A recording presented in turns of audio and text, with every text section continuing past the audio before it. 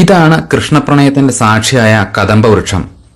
ഹിന്ദു പുരാണങ്ങളുമായി ബന്ധപ്പെട്ട് വളരെ പ്രാധാന്യമുള്ള ദേവപരിവേഷമുള്ള ഒരു പുണ്യവൃക്ഷം തന്നെയാണ് കടമ്പ്. വൃക്ഷാരാധനയിൽ കൃത്യമായ ഒരു സ്ഥാനവുമുണ്ട് കടമ്പിന്. വൈക്കം മഹാദേവ ക്ഷേത്രത്തിന്റെ പടിഞ്ഞാറ് ഭാഗത്തായി നിൽക്കുന്ന ഈ അപൂർവ വൃക്ഷം ഇപ്പോൾ നിറയെ പൂത്തിരിക്കുകയാണ്. അപൂർവമായൊരു കാഴ്ച തന്നെയാണിത്. പലരും ഇത് കണ്ടിട്ടുണ്ടാവുമെങ്കിലും മലയാളികൾക്ക് അധികം പരിചയമുള്ള ഒരു കാഴ്ചയല്ല ഇത്. ജലാശയങ്ങളുടെ തീരത്തും നനവാർന്ന നിത്യഹരിത വനങ്ങളിലുമാണ് ഇവ കൂടുതലും കാണപ്പെടുന്നത്. ഈ വൃക്ഷം ഏതാണ്ട് 15 വർഷം മുൻപാണ് ഇവിടെ നടുന്നത്. പക്ഷേ ആദ്യമായിട്ടാണ് ഇവിടെ പൂവിടുന്നത്. ഉത്തരേന്ത്യയിൽ കൃഷ്ണലീലകളുമായി ബന്ധപ്പെട്ടാണ് കദംബമരത്തിന്റെ സ്ഥാനമെങ്കിൽ ദക്ഷിണേന്ത്യയിൽ പാർവതി വൃക്ഷം എന്നാണ് ഇതറിയപ്പെടുന്നത്. ലളിതാ സഹസ്രനാമാവലിയിലെ 60ാമത്തെ നാമം തന്നെ കദംബവനവാസിന്യേ നമഃ എന്നാണ്. ടെന്നീസ് ബോൾ പോലെ റൗണ്ടിലുള്ള വളരെ മനോഹരവും സുഗന്ധവുമുള്ള ഒരു പുഷ്പമാണിത്. അതുകൊണ്ട് തന്നെ ഇതിന് ടെന്നീസ് ബോൾ ട്രീ എന്നൊരു പേരുമുണ്ട്. ശരിക്കും കൊറോണ വൈറസിന്റെ ഒരു രൂപമാണ് ഈ പുഷ്പം കാണുമ്പോൾ ഓർമ്മ വരുന്നത്. പുഷ്പങ്ങളെല്ലാം ഒരേ സമയം പൂക്കുന്നു എന്ന പ്രത്യേകതയുള്ള ഒരു വൃക്ഷവുമാണ് കദംബം. ഈ പൂക്കൾക്ക് മഞ്ഞ കലർന്ന ഒരു വെള്ള നിറമാണ്.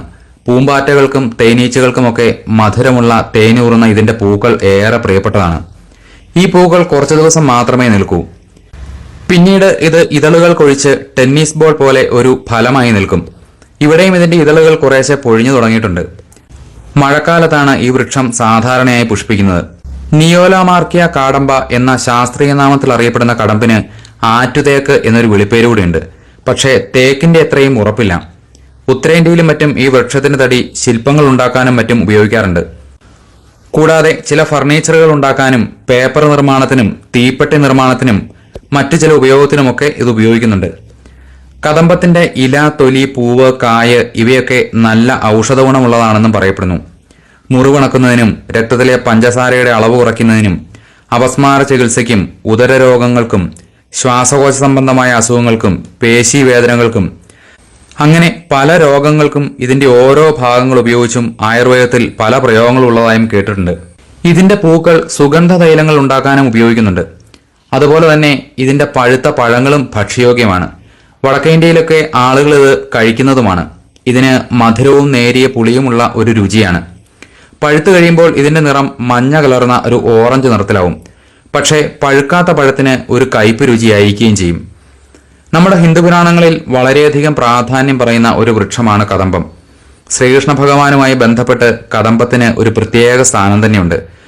മധുരയിലെ വൃന്ദാവനത്തിൽ യമുനാതീരങ്ങളിൽ ധാരാളമായി കാണപ്പെട്ടിരുന്ന കദംബ വൃക്ഷങ്ങളുടെ ചുവട്ടിലാണത്രേ ഭഗവാൻ തന്റെ ഓടക്കുഴലും വായിച്ചുകൊണ്ട് രാധയോടും ഗോപികമാരോടുമൊപ്പം ഉല്ലസിച്ചുകൊണ്ടിരുന്നത്. കദംബ വൃക്ഷച്ചുവട്ടിലിരുന്ന് ഓടക്കുഴലൂതുന്ന വൃന്ദാവന കൃഷ്ണൻ പ്രണയത്തിന്റെ എക്കാലത്തെയും സമ്മോഹന രൂപമാണ്. നീരാട്ടിനിറങ്ങിയ ഗോപികമാരുടെ വസ്ത്രാഭരണ കഥയിലും കദംബം കാണാം. അതുപോലെ കാളയമർദ്ദന സമയത്ത് കദംബ വൃക്ഷത്തിന്റെ മുകളിൽ നിന്നുമാണ് കൃഷ്ണൻ യമുനാ നദിയിലേക്ക് ചാടിയത് എന്ന കഥയുണ്ട്. അങ്ങനെ ശ്രീകൃഷ്ണ ഭഗവാനുമായി ബന്ധപ്പെട്ട് തന്നെ ഒരുപാട് കഥകൾ കടമ്പുമായി ബന്ധിച്ചുണ്ട്. പണ്ട് കാലത്ത് കടമ്പ് മരങ്ങൾ ധാരാളം ഉണ്ടായിരുന്ന ഒരു പ്രദേശമാണ് തമിഴ്നാട്ടിലെ മധുര. അക്കാലത്ത് കദംബവനം എന്നും മധുര അറിയപ്പെട്ടിരുന്നു. മധുര മീനാക്ഷി ക്ഷേത്രത്തിലും ക്ഷേത്ര ഐതിഹ്യവുമായി ബന്ധപ്പെട്ട് ഒരു കദംബവൃക്ഷമുണ്ടായിരുന്നു. അതുപോലെ മുരുകന്റെ 6 പടൈ വീടുകളിലൊന്നായ തിരുപ്പുറം കുണ്ട്രം ക്ഷേത്രത്തിലും ഭഗവാൻ ഒരു അസുരനെ നിഗ്രഹിച്ചതുമായി ബന്ധപ്പെട്ട് ഈ വൃക്ഷത്തിന് ക്ഷേത്രത്തിൽ വലിയ പ്രാധാന്യമുണ്ട്.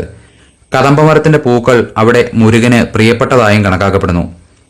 ഇനി മഹാഭാരത കഥകളിലേക്ക് വന്നാൽ അവിടെയും കദംബവൃക്ഷം പരാമർശിക്കപ്പെടുന്നത് കാണാം. പാണ്ഡവർ ഇന്ദ്രപ്രസ്ഥത്തിൽ വളർത്തിയിരുന്ന വൃക്ഷങ്ങളിൽ ഒന്നായിരുന്നു അത്ര ഇത്. ബ്രിട്ടീഷ് രാജന്റെ കാലഘട്ടത്തിൽ മഹാഭാരതത്തിലെ നാട്ടുരാജ്യങ്ങളിലൊന്നായ ഒഡീഷയിലെ ആത്മല്ലിക് എന്ന സംസ്ഥാനത്തിന് ചിഹ്നമായിരുന്നു കദംബ പുഷ്പം.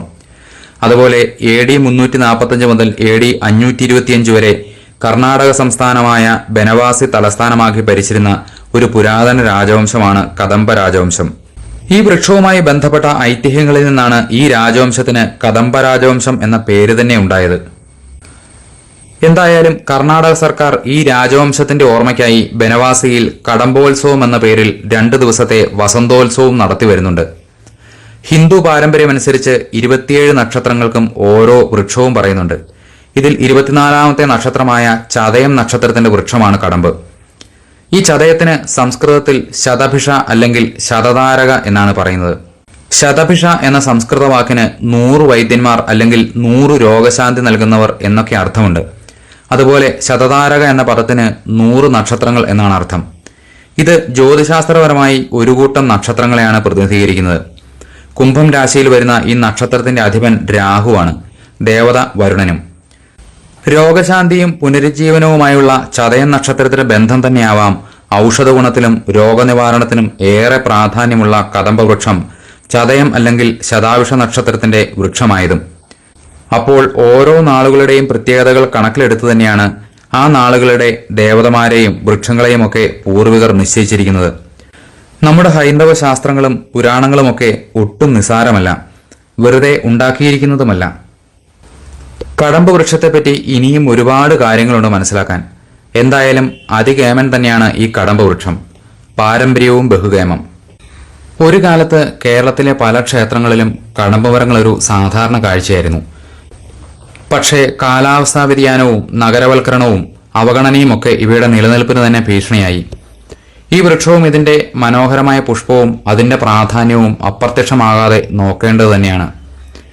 വൈക്കം ക്ഷേത്രത്തിലെ ഈ കടമ്പ് വൃക്ഷം പൂത്തു എന്ന സന്തോഷവാർത്തയ്ക്കൊപ്പം മറ്റൊരു സങ്കടവാർത്തയും കൂടി പറയാനുണ്ട്. ക്ഷേത്രത്തിന്റെ വടക്ക് പടിഞ്ഞാറേ മൂലയിൽ നിന്നിരുന്ന നൂറ്റാണ്ടുകൾ പഴക്കമുള്ള ആ വലിയ ആൽമരം കുറച്ച് ദിവസങ്ങൾക്ക് മുൻപുണ്ടായ കനത്ത മഴയിലും കാറ്റിലും മറിഞ്ഞുപോയി. അഷ്ടമിക്കാലത്ത് ഈ ആൽച്ചൂട്ടിലാണ് കൂടുതലും ആനകളെ തളച്ചിരുന്നതും കുളിപ്പിക്കുകയും ഒക്കെ ചെയ്തുകൊണ്ടിരുന്നത്. നൂറ്റാണ്ടുകളായി തണലേകിയും അനേകം പക്ഷികളുടെ വാസസ്ഥാനവുമായിരുന്ന ആ വൻവൃക്ഷം ഇനിയില്ല. കാലങ്ങളായി കണ്ടുകൊണ്ടിരുന്ന ആ മഹാവൃക്ഷം നിന്നിരുന്ന സ്ഥാനത്ത് ഇനിയൊരു ശൂന്യത മാത്രമാണ് ബാക്കി. ആ സ്ഥാനത്ത് ഇനിയൊരു വൃക്ഷം നട്ട് ഇത്രയും വലുതായി വരണമെങ്കിൽ എത്ര തലമുറ കഴിയണം?